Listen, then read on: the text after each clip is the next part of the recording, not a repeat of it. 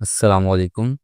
آج کی اس ویڈیو کو ہم شروع کرتے ہیں ایک ایسی قوم کے ذکر سے کہ جس کے بارے میں سوچنا ہماری روح کو ہلا دیتا ہے۔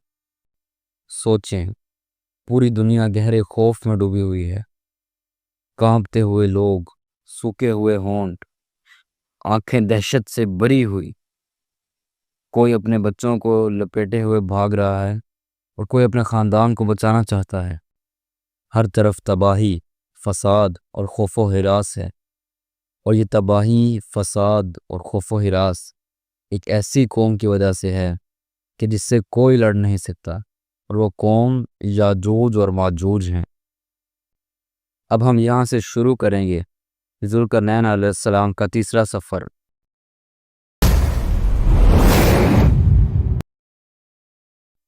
ذوالقرنین علیہ السلام جب اپنے دونوں سفروں کو مکمل کر کے آئے، ایک مطلع الشمس کی طرف سفر اور دوسرا مغرب الشمس کی طرف سفر، تو وہ اپنے تیسرے سفر پر چل پڑے کہ جہاں انہیں یہ قوم ملی۔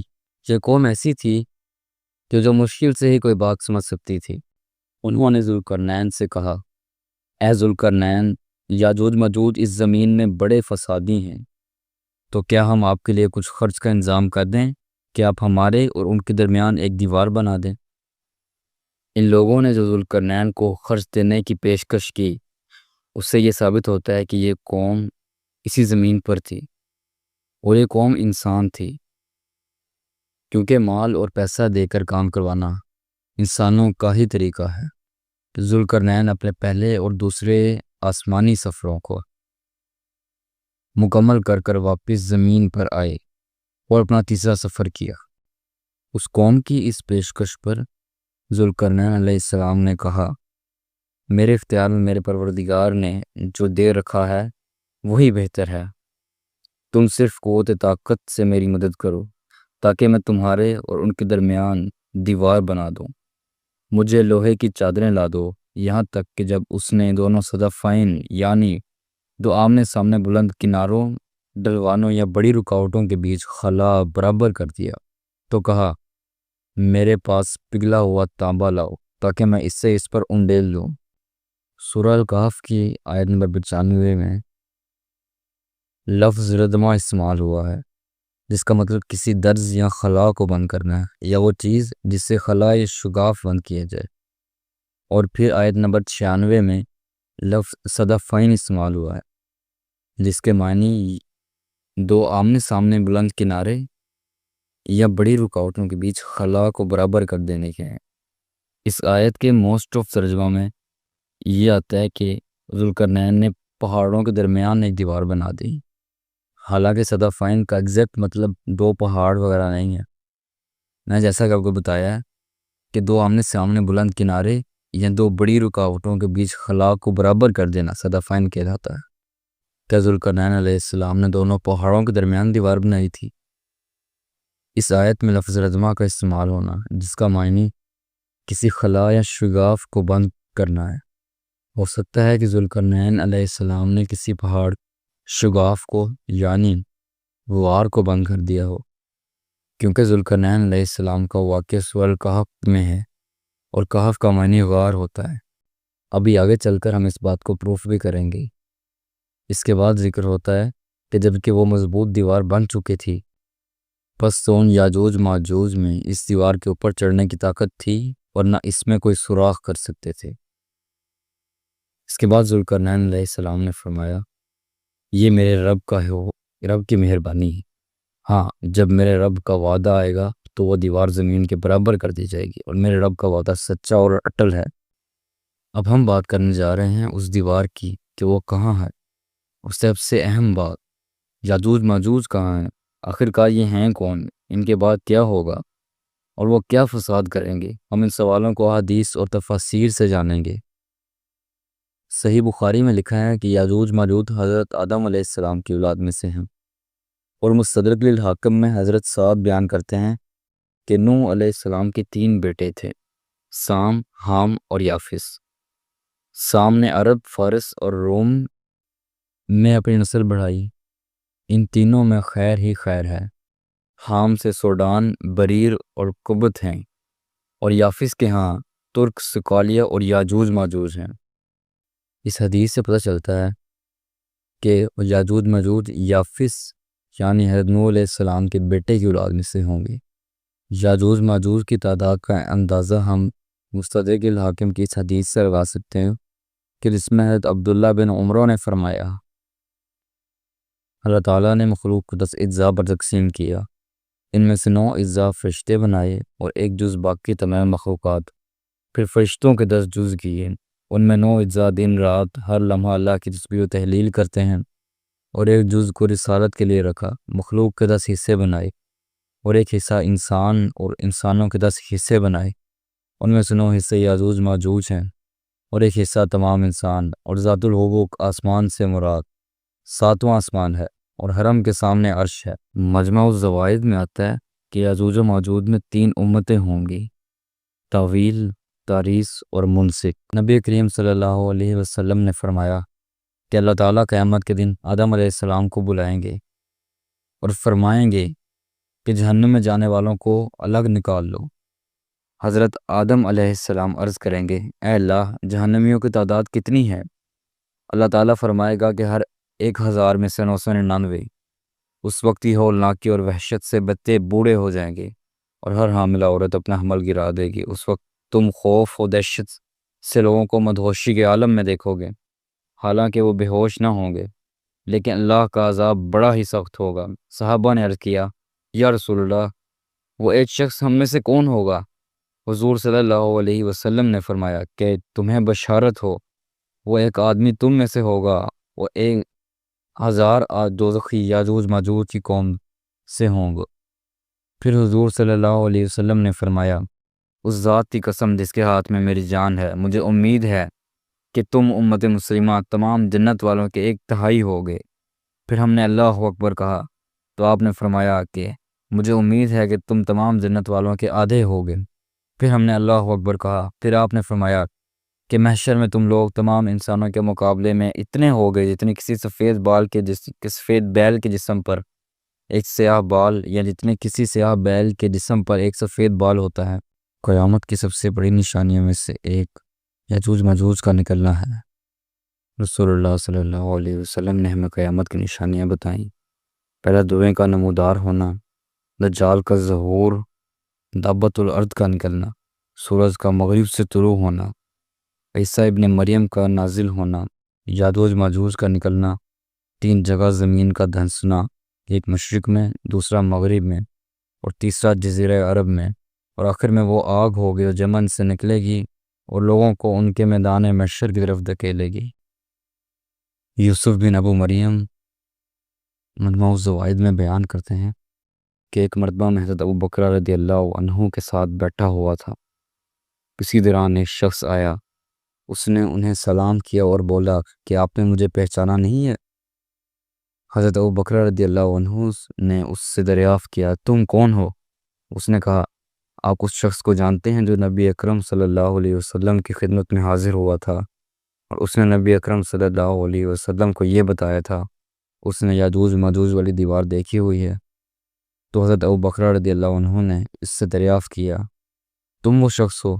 اس نے جواب دیا جی ہاں۔ حضرت ابو بکر رضی اللہ عنہ نے فرمایا تم بیٹھو اور ہمیں بھی بیان کرو۔ اس نے بتایا ایک مرتبہ میں گیا اور ایک ایسی سرزمین پر پہنچ گیا جہاں کے رہنے والے لوگ صرف لوہے کا کام کرتے تھے۔ میں گھر میں داخل ہوا اور وہاں چت لیٹ گیا۔ میں نے اپنا ایک پاؤں دیوار پر رکھا۔ جب سورج غروب ہونے کا وقت ہوا تو میں نے ایک آواز سنی۔ میں نے اس طرح کی آواز نہیں سنی تھی۔ میں پریشانی کا شکار ہو گیا۔ گھر کے مالک نے مجھ سے کہا تم پریشان نہ ہو کیونکہ یہ چیز تمہیں نقصان نہیں پہنچائے گی، یہ یاجوج ماجوج کی آواز ہے، وہ اس وقت اس رکاوٹ سے واپس جاتے ہیں۔ پھر اس نے دریافت کیا کیا تم اس دیوار کو دیکھنا چاہتے ہو؟ میں نے کہا جی ہاں۔ وہ شخص کہتا ہے پھر میں اس دیوار کی طرف گیا تو اس کی اینٹیں لوہے کی بنی ہوئی تھی، ان میں سے ہر ایک اینٹ چٹان کی مانند تھی اور وہ یوں لگتا تھا جیسے وہ نقش و نگار والی چادریں ہوں، اور ان کے کیل کھجور کے درختوں کے مانند تھے۔ پھر میں نبی اکرم صلی اللہ علیہ وسلم کے پاس آیا اور میں نے نبی اکرم صلی اللہ علیہ وسلم کو اس بارے میں بتایا تو نبی اکرم صلی اللہ علیہ وسلم نے فرمایا ان کا حلیہ میرے سامنے بیان کرو۔ تو میں نے عرض کی وہ محبرہ چادروں کی مانند تھیں۔ نبی اکرم صلی اللہ علیہ وسلم نے ارشاد فرمایا، جو شخص یہ چاہتا ہو کہ کسی ایسے شخص کو دیکھے جو اس دیوار تک پہنچا ہے، اسے اس شخص کو دیکھ لینا چاہیے۔ یہ بہت ونڈرفل حدیث ہے۔ اب ذرا ایک منٹ کے لیے امیجن کریں کہ یاجوج ماجوج کی اس دیوار کو دیکھنا اور یاجوج و ماجوج کی خوفناک اور حیرتناک آواز کو سننا کیسا ایکسپیرینس دے گا۔ یہ بہت ہی خوفناک اور واقعی میں حیران کن ایکسپیرینس ہوگا۔ ہم بات کریں گے کہ یاجوج ماجوج کب نکلیں گے۔ حدیث میں آتا ہے کہ جب حضرت عیسیٰ علیہ السلام دجال کو قتل کر چکے ہوں گے اور جو لوگ دجال سے محفوظ ہوں گے ان کے چہروں پر ہاتھ پھیریں گے اور انہیں جنت میں ان کے درجات بتائیں گے، اس وقت اللہ تعالیٰ وہی فرمائے گا کہ میں نے اپنے بندے پیدا کیے ہوئے باہر نکال دیے ہیں، آپ میرے بندوں کو طور پر لے جائیں، اور اللہ یاجوج ماجوج کو بھیج دے گا۔ وہ ہر اونچی جگہ سے امڑتے ہوئے آئیں گے۔ پہلا گروہ بحیرہ تبریہ پی جائے گا، پھر آخری گروہ گزرے گا تو وہ کہیں گے کبھی اس بحیرہ میں پانی تھا ہی نہیں۔ پھر وہ لوگ چلتے چلتے جبل البیت المقدس تک پہنچیں گے تو کہیں گے ہم نے زمین والوں کو قتل کر دیا، اب آؤ آسمان والوں کو بھی قتل کریں۔ وہ لوگ آسمان کی طرف اپنے تیر چلائیں گے، چنانچہ اللہ تعالیٰ ان کو سرخ کر کے ان کے پاس واپس کر دے گا۔ المستدرک بالحاکم حضرت عبداللہ بن عباس رضی اللہ عنہما فرماتے ہیں، یاجوج و ماجوج 1، 2 یا 3 بالشت کے ہوں گے اور یہ سب حضرت آدم علیہ السلام کی اولاد ہیں۔ اب اس حدیث پر غور کریں کہ یاجوج ماجوج ہر بلندی سے امڑتے ہوئے آئیں گے، تو یاجوج ماجوج اس وقت ہیں کہاں اور وہ کیسے ہر بلندی سے امڑتے ہوئے آئیں گے؟ کچھ ریسورسز سے پتہ چلتا ہے کہ یافس کی اولاد یاجوج ماجوج پہاڑوں میں چھوڑ دی گئی تھی۔ کچھ ریسورسز سے اور کچھ انڈیپینڈنٹ اسلامک ریسرچرز سے یہ پتہ چلتا ہے کہ یاجوج ماجوج غاروں میں رہ رہے ہیں۔ اب تو سوال تو یہ پیدا ہوتا ہے تو ہمیں کیوں نہیں پتہ چل سکا ابھی تک ان کا؟ یہ اس لیے کہ غاریں اور صحرا وہ جگہ ہیں کہ جو بہت کم ڈسکور ہوئی ہیں، کیونکہ یہاں پر سروائیول بہت مشکل ہو جاتا ہے۔ حدیث میں آتا ہے کہ یاجوج ماجوج کے چہرے چوڑے اور ان کی آنکھیں چھوٹی ہوں گی۔ اگر آپ دیکھیں گے جو جانور گہرے اندھیرے میں رہتے ہیں یا غاروں کے نیچے تک یا نچلے حصوں میں رہتے ہیں، ان کی آنکھیں تو چھوٹی ہوتی ہیں اور یا تو ہوتی نہیں ہیں، کیونکہ انہیں اپنی آنکھوں کو استعمال کرنے کی ضرورت ہی نہیں پڑتی۔ اگر یاجوج ماجوج گہری غاروں میں رہ رہے ہیں تو بلندی سے کیسے بڑھتے ہوئے آئیں گے؟ آپ کو تقریباً یہ غاریں ہر جگہ دیکھنے کو ملیں گی کہ جن کا ٹاپ تو ہائی ماؤنٹنز پہ ہوتا ہے، لیکن ان کی گہرائی کا کوئی اندازہ نہیں ہوتا کہ وہ کہاں پر جائے ختم ہوں گی۔ ہو سکتا ہے کہ یاجوج ماجوج ان غاروں سے نکل کر ہر بلندی سے بڑھتے ہوئے نظر آئیں، کیونکہ یہ بھی بلندی پر ہی ہیں غاریں، اور پھر تیروں کا آسمان سے خون لگ کر واپس آنا۔ اس ایونٹ کی تفاسیر میں یہ ایکسپلینیشن آئی ہے کہ اللہ تعالیٰ ان تیروں کو خون اسی لیے لگائیں گے تاکہ وہ یاجوج و ماجوج کو دھوکہ دے سکیں، اور ویسے اس کی ایکسپلینیشن یہ بھی بنتی ہے کہ جب ہزاروں کی تعداد میں یاجوج ماجوج اپنے تیر آسمان کی طرف پھینکیں گے تو وہاں پر اڑنے والے پرندوں کو جو تیر لگیں گے ان کے خون سے تیر رنگ کر زمین پر نیچے گریں گے۔ اس ایونٹ کو 100% شورلی تو ایکسپلین نہیں کیا جا سکتا، کیونکہ اس وقت دنیا میں بہت سی ڈائمینشنز ایک ساتھ کام کر رہی ہو گئی۔ حدیث میں آتا ہے کہ اس واقعے کے دوران شدید قحط سالی کی وجہ سے اس وقت بیل کی ایک سری ان لوگوں کے لیے تمہارے 100 دینار سے بہتر معلوم ہوگی۔ پھر عیسیٰ علیہ السلام اور ان کے ساتھی اللہ کی طرف متوجہ ہوں گے تو اللہ تعالیٰ یاجوج ماجوج کی گردنوں میں کیڑے پیدا کر دے گا، جس سے وہ سب دفعتاً ایک جان کی طرح مر جائیں گے۔ اور اس حدیث کے الفاظ پر غور کریں کہ یاجوج ماجوج ایک جان کی طرح مر جائیں گے۔ یاجوج ماجوج کوئی 100 یا 1000 نہیں ہوں گے، بلکہ اربوں یا کھربوں کی تعداد میں ہوں گے، کہ جن کی تعداد کو امیجن کرنا بہت مشکل ہے، اور وہ سب ایک جان کی طرح مر جائیں گے کہ جیسے کوئی شخص مر جاتا ہے۔ اس دنیا میں تو ایسا نہیں ہوتا۔ یہ پوسیبل ہے کہ اس دنیا میں اس وقت کئی ڈائمینشنز ایک ساتھ کام کر رہی ہوں گی۔ یہ بات بھی اس بات کا پروف ہے کہ اس دنیا میں ملٹیپل ڈائمینشنز کام کر رہی ہوں گی، تو یاجوج ماجوج کھربوں اربوں کی تعداد میں جن کی تعداد کو امیجن بھی نہیں کر سکتے، وہ ایک جان کی طرح مر جائیں گے۔ اور یاجوج ماجوج کی گردن میں کیڑا پیدا ہونا اس بات کی نشانی ہے کہ یاجوج و ماجوج کو اس زمین کا ماحول سوٹ نہیں کرے گا، جس کی وجہ سے وہ سب مر جائیں گے۔ اب جیسا کہ آپ دیکھیں تو اوبلیگیٹ میرین فش صرف سالٹ واٹر میں ہی زندہ رہ سکتی ہے، اگر اس کو آپ فریش واٹر میں ڈالیں گے تو وہ مر جائے گی۔ اور جب اگلے دن ان کی کوئی آواز سنائی نہ دے گی تو مسلمان آپس میں کہیں یہ کیا ایسا آدمی ہے جو اپنی جان کی بازی لگائے اور دیکھے کہ کیا ہوا؟ چنانچہ ایک آدمی ثواب کی نیت سے یہ سمجھ کر کہ وہ قتل ہو جائے گا کلے سے نیچے اترے گا تو دیکھے گا کہ وہ سب مرے پڑے ہیں اور ایک دوسرے کے اوپر ان کی لاشیں پڑی ہوئی ہیں۔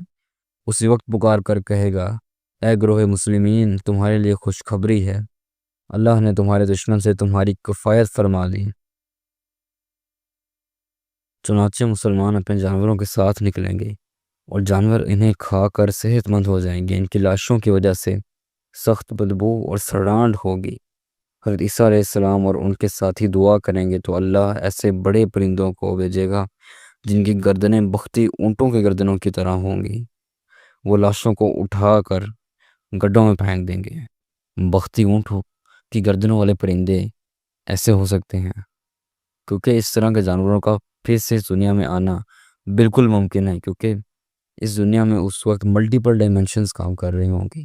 اس کے بعد حدیث میں آتا ہے کہ مسلمان یاجوج و ماجوج کے تیر کمان 7 سال تک استعمال کریں گے، پھر اللہ تعالیٰ ان پر ایسی بارش برسائے گا جس سے کوئی مکان نہیں روک سکے گا۔ یہ بارش زمین کو پاک صاف کر دے گی، آئینے کی طرح۔ پھر زمین سے کہا جائے گا اپنا پھل نکال اور اپنی برکت واپس لا۔ چنانچہ ایک انار ایک جماعت کے لیے کافی ہوگا اور لوگ اس کے چھلکے سے سایہ حاصل کریں گے۔ اس حدیث کے کنٹیکسٹ میں لٹرلی ہمیں اس انار کے سائز کے بارے میں بتایا جا رہا ہے کہ وہ انار اتنا بڑا ہوگا کہ ایک جماعت اس سے سایہ حاصل کر سکے گی، اور دودھ میں ایسی برکت ہوگی کہ ایک بڑی جماعت کے لیے دودھ دینے والی اونٹنی کافی ہوگی، اور دودھ دینے والی ایک گائیں لوگوں کے ایک قبیلے کو کافی ہوگی، اور دودھ دینے والی ایک بکری لوگوں میں سے ایک گھرانے کو کافی ہوگی۔ اب ذرا رکیں اور سوچیں کہ بیڑیں اور گائیں گوشت خور کیسے ہو سکتی ہیں، اور وہ یاجوج ماجوج کا گوشت کیسے کھائیں گی؟ جیسا کہ اس حدیث میں بتایا گیا ہے، آج سے کچھ دیر پہلے آئس لینڈ کے فلیٹے آئی لینڈ پر ایک واقعہ ہوا تھا کہ وہاں پر بیڑوں نے آرکٹک ٹرن یعنی سی برڈ کے انڈے اور چکس کھا لیے تھے، یعنی چوزے کھا لیے تھے۔ اکثر ہربیورز اپنی منرل یا پروٹین کی کمی کو پورا کرنے کے لیے اس طرح کے ڈائٹ کو چوز یا اڈاپٹ کر لیتے ہیں، یا فوڈ کی شارٹیج کنڈیشنز میں بھی ہربیورز ان یوزول ڈائٹ کو اڈاپٹ کر لیتے ہیں۔ تو اس وقت بھی یہی ہوگا کہ جس کی وجہ سے بھیڑوں اور گایوں کو یاجوج ماجوج کی لاشیں کھانی پڑیں گی اپنے منرلز اور پروٹینز کو پورا کرنے کے لیے۔ کے بعد آتا ہے کہ لوگ اسی حال میں کئی سالوں تک رہیں گے۔ اللہ تعالیٰ ایک ہوا بھیجے گا جو سارے مومنوں کی روح کو قبض کر لے گی، اور باقی لوگ گدھوں کی طرح کھلے عام زنا کریں گے، پھر انہیں بھی لوگوں پر قیامت ہوگی۔